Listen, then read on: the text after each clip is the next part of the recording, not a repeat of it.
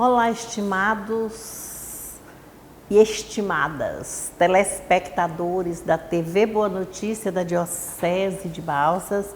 Nossa saudação calorosa neste 14º domingo do tempo comum, amanhã, 4 de julho de 2021. E nós estamos aqui reunidos em nome do Pai, do Filho e do Espírito Santo. Amém. E celebrar São Pedro e São Paulo traz uma grande alegria para nós, não só pelos folguedos que já tivemos também com Santo Antônio, São João. Não, agora a alegria é grande, sabem por quê? Porque são dois santos que foram apóstolos decisivos na evangelização. Por isso nós vamos louvar a Deus pela maravilha na evangelização desses dois apóstolos. Pedro foi o primeiro a proclamar a fé, fundou a igreja primitiva e sobre a herança de Israel. E Paulo, que mestre e doutor das nações, anunciou-lhes o evangelho da salvação.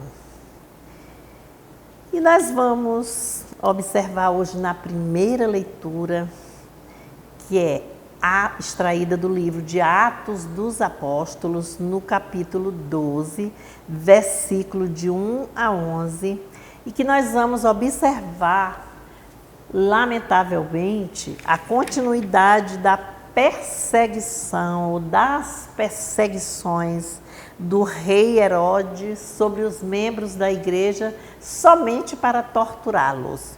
Diz assim: já mandou matar à espada Tiago, irmão de João. E vendo que isso agradava, né, ao povo, aos judeus, ele também mandou prender Pedro.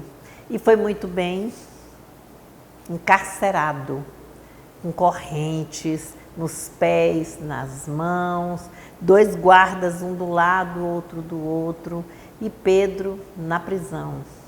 Numa noite, de repente, né, entra o anjo do Senhor e as portas abrem-se, os guardas dormindo, e ele diz: levanta-te e vem comigo. Olha o nome, levanta-te e anda. E as correntes soltaram-se, quer dizer, libertação, desamarradas, aqueles elos de ferro que era ali, que o prendiam de tudo.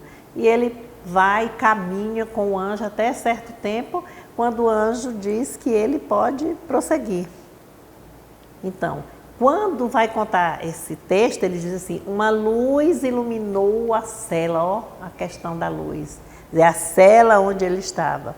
As correntes caíram-lhes da mão. Procurem ler o texto, é tão bonito esse texto, aí a gente fica assim.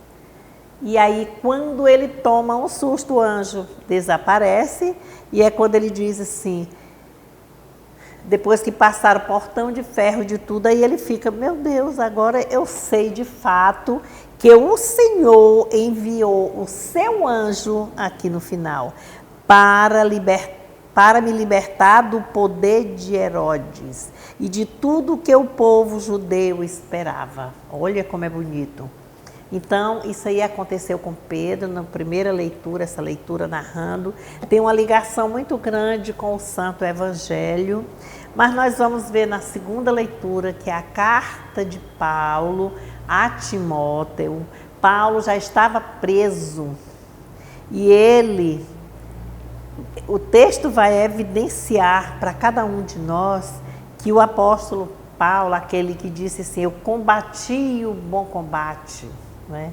Quer dizer, ele lutou pregando o evangelho, lutou defendendo Jesus Cristo, lutou pela salvação das pessoas, das comunidades, fundou comunidades, desbravou ali toda a região por onde ele passou. Hoje faz-se os caminhos de Paulo, né, assim que a gente diz. Então ele na prisão, do jeito que estava, ele reconheceu que seu caminho já estava traçado, já delineado, alinhado para que ele sofresse o martírio. Não era um desânimo dele, pelo contrário, ele continuava firme, confiante no poder divino.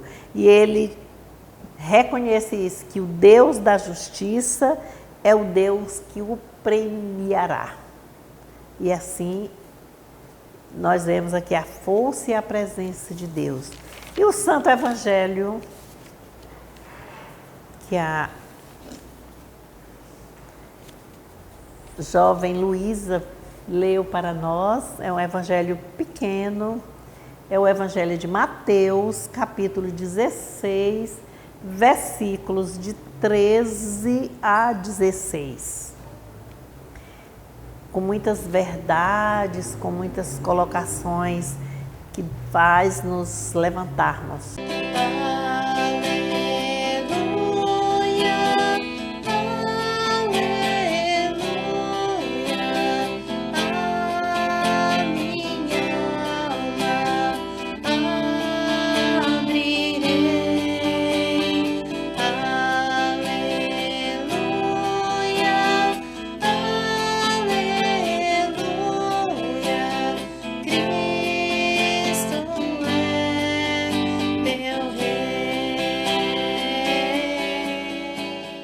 Proclamação do Evangelho de Jesus Cristo segundo Mateus.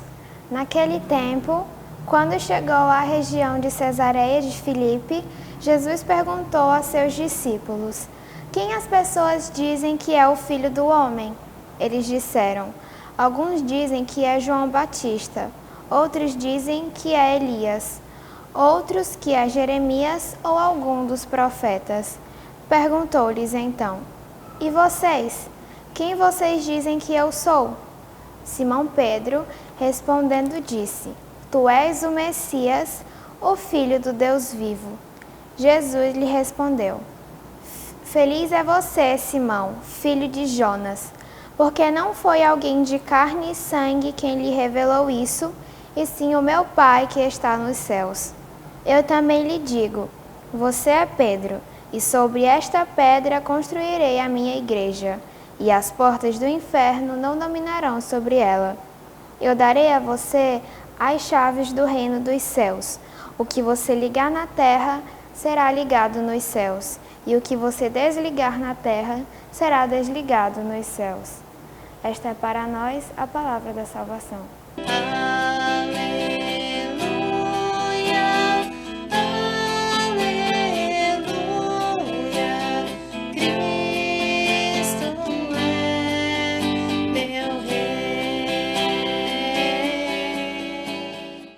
Então, nós já sabemos que Jesus já estava na região da Galileia, lá a sua terra, né, natal.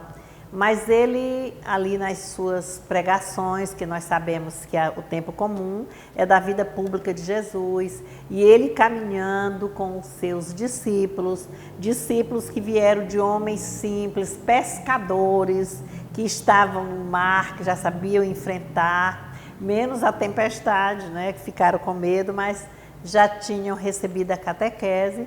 E ele, quando o texto hoje começa dizendo assim, hoje o Evangelho é de Mateus. Mateus fez uma releitura de Marcos. Marcos foi de 65, mais ou menos aos anos 70. Mateus está ali por 80, até 85, né? Então já está mais à frente, já mais distanciando do tempo da morte de Jesus. E então, está contando histórias de quando Jesus estava vivo aqui, na sua caminhada.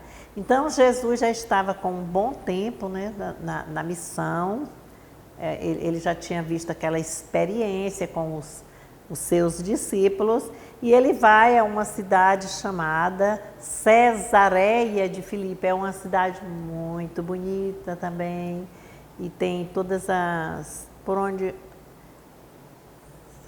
aparecem todos os sinais da história de Jesus Cristo em toda aquela região, né, de Israel. E aí lá em Cesareia, ele junto com os discípulos, ele vai interrogá-los sobre ele, quem é que ele é. Ele quer com isso fazer assim, uma avaliação da compreensão dos discípulos que andavam com ele sobre ele, Jesus Cristo. E ele faz a pergunta, né? Que vocês dizem? Quem dizem que eu sou? Primeiro, não foi assim? Quem dizem os homens ser o filho do homem? Aí eles lembram alguns dizem que é João Batista, né? Foi o profeta que antecedeu, que batizou Jesus. Outros que é Elias, aí retorna, vai lá ao Antigo Testamento. Outros ainda lá nos profetas, Jeremias, que deu muita força, sofreu, mas deu muita esperança para aquele povo que estava sofrido do exílio, né, lá da Babilônia. E eles disseram assim, que poderia ser. Foi assim em todas as vertentes, né, Antigo Testamento, nos profetas que anunciavam muito, e também no último dos profetas, que foi João Batista, iniciando com o novo, que é Jesus Cristo, no Novo Testamento. Então, aí agora é a minha vez. E vocês, vós, que dizem que eu sou? E aí é que Pedro, tomando assim a iniciativa, já como porta-voz daquele grupo, vai e diz, o quê? Ele diz, tu és o Messias, o Filho de Deus vivo. E Jesus tomou um susto e diz assim, parabeniza-o e elogia, e diz assim que ele é feliz por aquela profissão de fé que ele fez ali. Porque ainda diz assim, feliz és tu, Simão, filho de Jonas, fala da identidade dele, porque não foi um ser humano que te revelou, mas sim meu Pai que está no céu. Aí vai e começa a dar a definição. Quando Pedro faz anuncia essa profissão de fé que ele fez, ali ele já assumiu um compromisso. E diante disso, ele diz, Jesus dá, não é a sentença, mas como ordena, né? Envia-o, diz assim, por isso eu te digo, tu és Pedro, e sobre esta pedra construirei a minha igreja, e o poder do inferno nunca poderá vencê-la. Olha que coisa forte. É uma afirmativa de Pedro, como porta-voz do grupo, e também hoje de todos nós. E diante dele, Jesus edifica, ainda fala em pedra, né, de construção, edifica a sua comunidade, que é a igreja. E a confissão de Pedro, que é um testemunho dele mesmo, vai mostrar a todos nós assim, essa condução à proclamação do reino de Deus sobre o evangelho da salvação. É a missão, e nós vemos isso. E hoje o que nós vamos observar é a pergunta de Jesus, que ecoa o tempo todinho. Quem sou eu? Para mim, para nós, para você, para todos, quem é Jesus? Mas não é uma pergunta que é para eu ir lá para cima, pegar o microfone ou anunciar aqui no celular, em todas as redes sociais, Jesus é isso e isso, gritar não. É assim, diante a nossa resposta, qual é a nossa adesão? Quais são nossas ações missionárias como discípulos, batizados, enviados, que recebemos o batismo? Qual é o nosso compromisso com a nossa comunidade? Pertencemos a uma comunidade, com a nossa igreja. O que nós estamos fazendo para o bem dessa igreja, para que membros sintam-se acolhidos, que aprendam sobre o evangelho, sobre a missão. Qual é o nosso papel fundamental? Nós sabemos que a confissão de Pedro, ele mostrou ali também, tanto ele, mas também Paulo, eles eles vivenciaram a missão na diversidade. E para povos diferentes, pessoas diferentes. E nós aprendemos desde o nascimento de Jesus, quando diz para todas as nações, quando os reis magos visitam, não é? Jesus, todas as nações para seguir. Aí quando Jesus anuncia, ide e pregai o evangelho a todas as criaturas, agora numa nova caminhada, né? Porque nós estamos aqui na vida pública de Jesus. Aqui nós não estamos tratando ainda da paixão e morte. Nós só vamos observar agora, dentro dos textos bíblicos, lá na celebração da Quaresma do ano de 2022, né? Nós estamos aqui agora no tempo comum, depois começaremos com o advento, e é assim. Mas no dia a dia nós precisamos entender o que significa essa adesão, essa comum união, essa comunhão, a participação.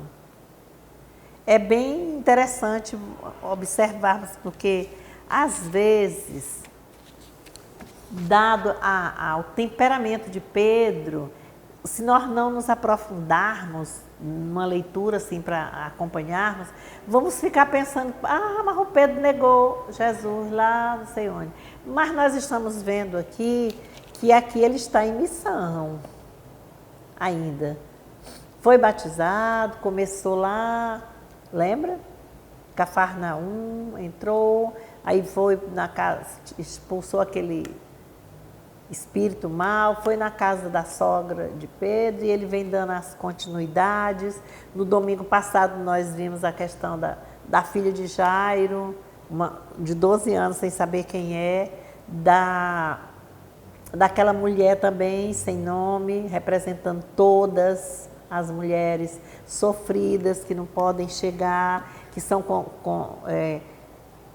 condenadas com impurezas, com tudo, e ver a transgressão da lei, o que Jesus fez, o que ela também enfrentou. Então é dando assim o empoderamento para que nós possamos dar continuidade assim e garra, autoconfiança e confiança em Deus. Então apresenta os dois. Olha Paulo na prisão, já sabe do seu martírio, mas ele está confiante que o Deus da justiça vai dar a mão a ele. E é assim. Pedro estava preso e o anjo vem e tira tudo. Então, é como um passo de mágica, nós podemos pensar, mas não é não. Vai precisar prática e ação. Então, mais ou menos esse é o objetivo da nossa missão de anunciar o reino de Deus com as boas ações e compromisso, confiante no Pai que nos dá toda a sua força, que enviou o Espírito Santo Consolador para iluminar-nos. Então, toda vez que nós falamos no dia festejando São Pedro, é considerado o dia do Papa.